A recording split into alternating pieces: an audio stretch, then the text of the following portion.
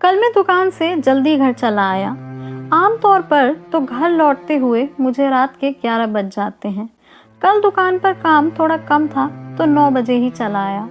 सोचा था घर जाकर थोड़ी देर अपनी पत्नी सुधा से बातें करूंगा, फिर कहूंगा कि कहीं बाहर खाना खाने चलते हैं। बहुत साल पहले हम ऐसे ही बाहर जाया करते थे। घर आया तो सुधा टीवी देख रही थी। मैंने सोचा कि जब तक वो अपना ये सीरियल देख रही है तब तक मैं अपना कुछ काम निपटा लेता हूँ। मैं काम करने में व्यस्त था। कुछ देर बाद सुधा चाय लेकर आई तो मैं काम करते करते ही चाय पीता रहा।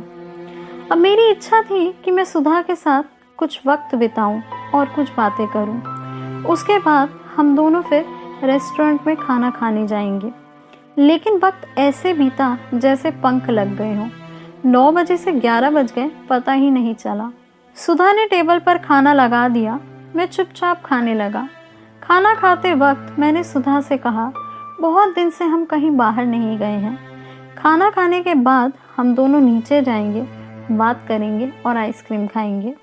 वो बहुत खुश हो गई। हम खाना खाने लगे। इसी बीच मेरी पसंद के सीरियल का वक्त हो गया और मैं सीरियल देखते देखते उसमें ऐसा डूबा कि कब आंख लग गई पता ही नहीं चला। जब मेरी नींद खुली तो आधी रात हो गई थी। मुझे बहुत अफसोस हुआ।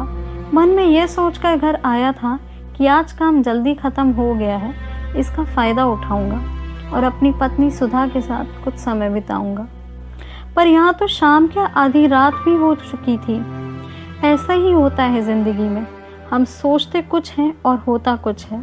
हम सोचते हैं कि एक दिन हम जी लेंगे, परंतु हम कभी नहीं जी पाते।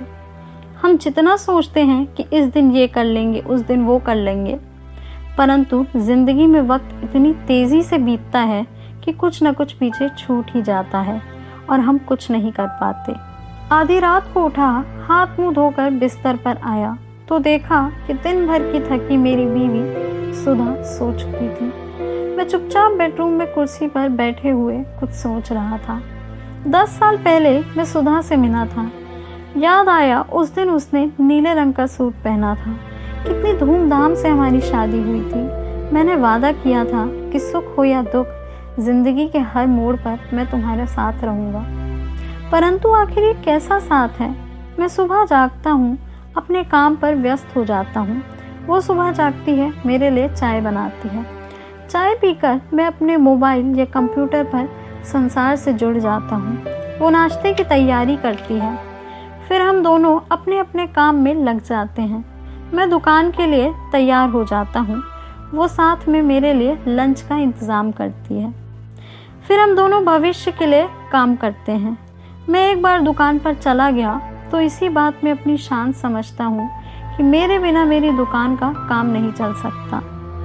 मैं क्यों भूल जाता हूँ कि मेरी पत्नी जो पूरा घर संभालती है, वो दिन भर का काम करती है। काम निपटा कर फिर डिनर की तैयारी में लग जाती है।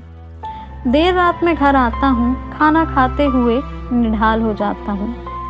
एक पूरा दिन खर्च हो जाता है एक बेहतर भविष्य की तैयारी में। मुझे खुद से शिकायत है। आदमी जिससे सबसे ज़्यादा प्यार करता है, सबसे ज़्यादा उसी की परवाह करता है। क्यों?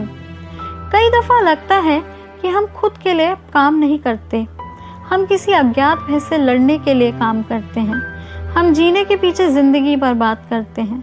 कल से मैं सोच रहा हूँ वो कौन सा दिन होगा जब हम जीना शुरू करेंगे। क्या हम गाड़ी, टीवी, फ़ोन, कंप्यूटर, कपड़े आदि खरीदने के लिए जी रहे हैं? मैं तो सोच ही रहा हूँ, आप भी सोचिए। ज़िंदगी बहुत छोटी है, उसे यूँ ज़ाया मत कीजिए। अपने प्यार को पहचानिए, उसके साथ समय बिताइए।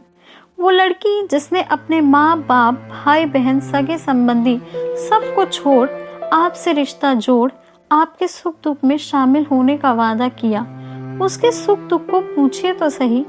एक दिन अफसोस करने से बेहतर है सच को आज ही समझ लेना कि जिंदगी मुट्ठी में रेत की तरह होती है। कब मुट्ठी से वो निकल जाएगी पता ही नहीं चलेगा। औरत की ताकत तो बस इतनी है, उसे मकान दे दो तो वो उसे घर बना देती है स्वर्ग समान। उसे अनाज दे दो वो खाना बना देती है। उससे प्यार से बात करो तो अपनी पूरी जिंदगी लुटा देती है। दोस्तों, मुझे उम्मीद है मेरी ये कहानी आपको पसंद आई होगी। अगर आपको ये कहानी पसंद आई हो तो इसे लाइक करिएगा और अधिक लोगों तक शेयर कीजिएगा।